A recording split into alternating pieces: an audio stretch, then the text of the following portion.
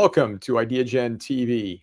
I am honored and privileged, as always, to have with us the great Ed Suhu, CTO for Global Accounts, Innovation and Transformation Executive at Lenovo. Ed, welcome.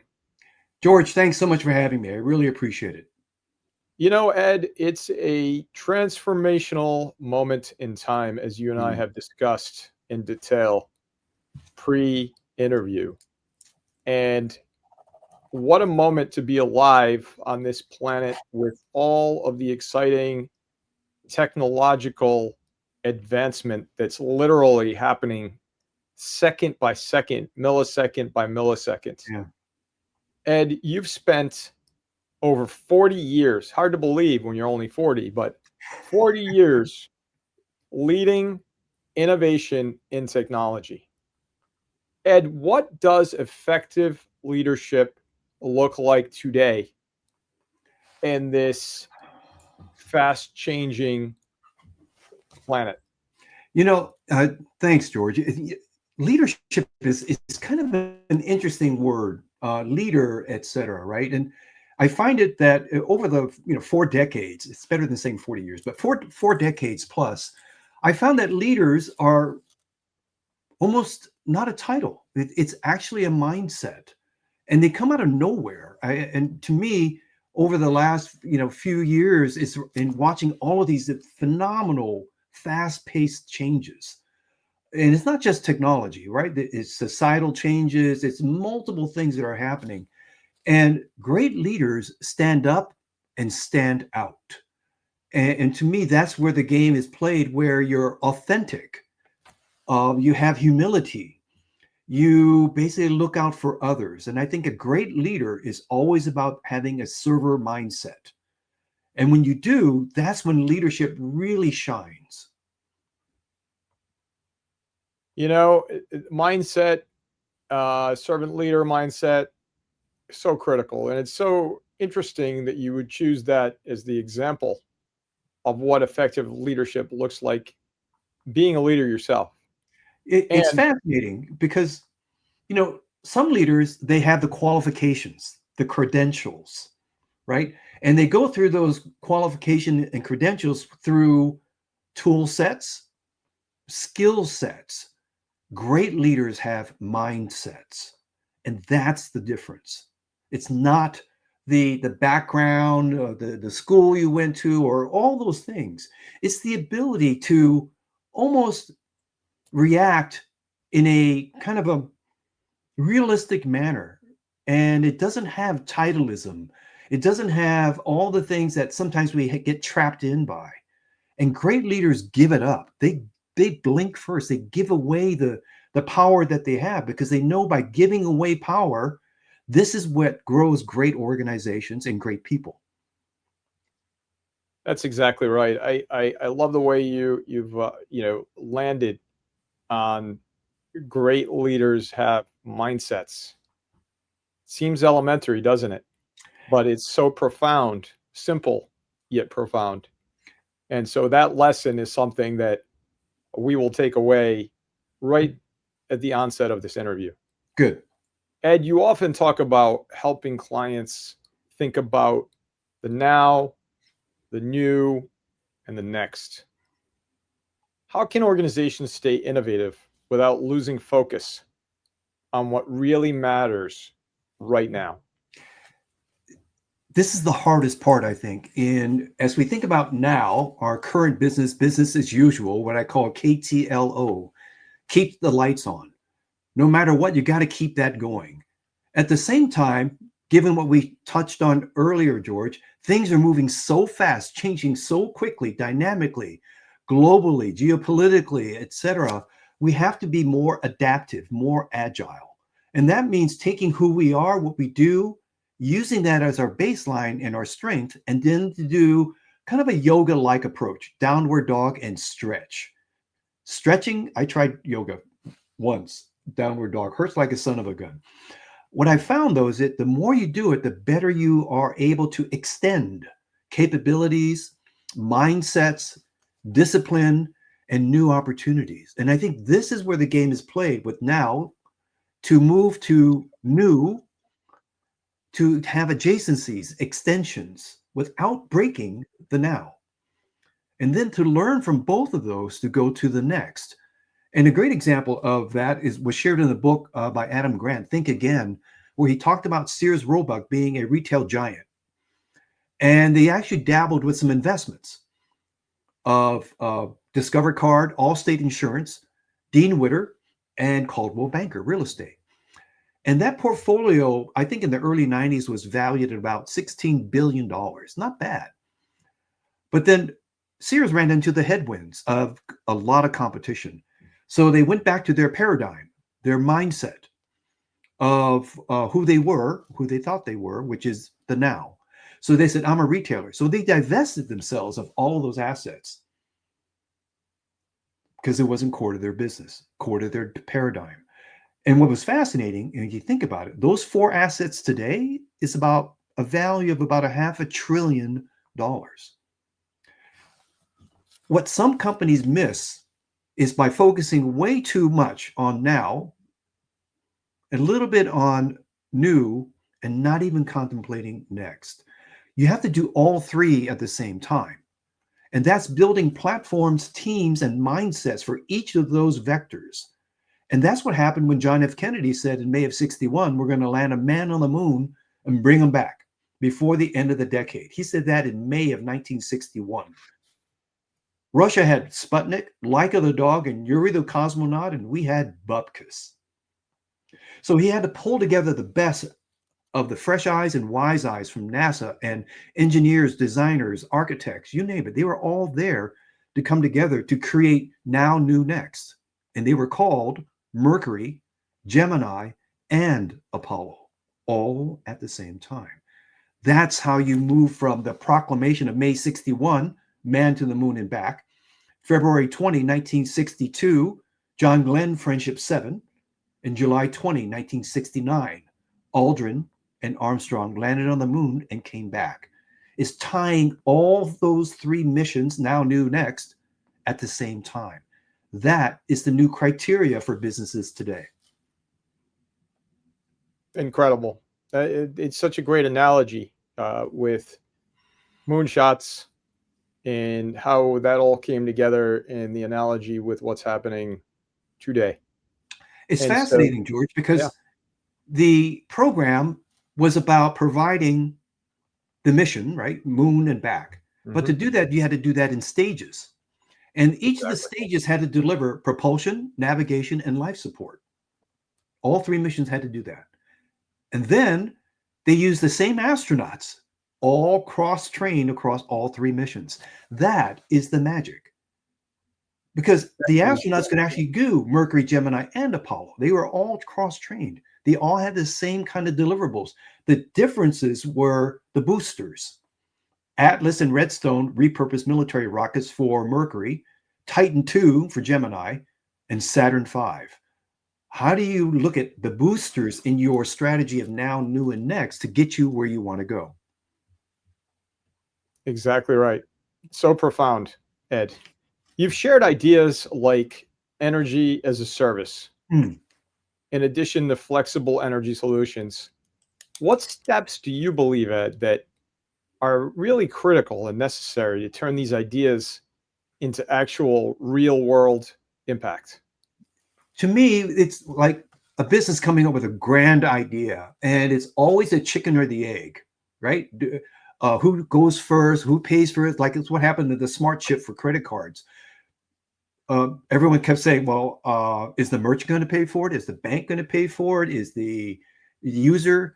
And there's this stalling mentality, right? We're waiting for someone else to blink first.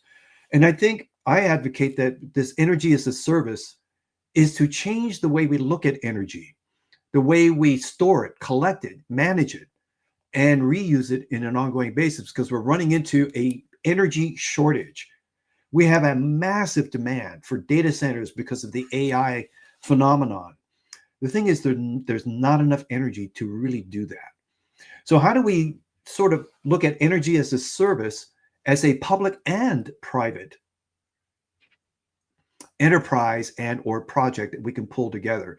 And this is what I kind of shared with a number of folks is how do we pull this off so that every business can have energy as a service to collect, store, manage energy, and perhaps at midnight every night, all excess energy is sent back to the grid to be reshared, reused, and repurposed. It's really taking advantage of some very interesting scenarios of the idea, but then to have public and private partnerships really drive it. And I think this whole blinksmanship is where we fall short. Yeah, and such a great point, because in addition to that, you've suggested a modern mental fitness initiative similar to JFK's physical fitness campaign. Ed, what would that look like? You And know, why do you believe it's so important today? so I'm going to read from John F. Kennedy's. He believed that a nation's strength was tied to the vigor of its citizens. And he stated a country is only as strong as its citizens. And he said, I think mental and physical health and mental and physical vigor go hand in hand. This is the time. I think we've walked away from a lot of things, and technology has been a boon and a bane at the same time. And I think it's time for us to not so much walk away from technology, but to rethink how we use it. And I want to have technology help us become mentally fit with certain types of programs and insights and perspectives. And it's like exercising. You just have to keep doing it every day.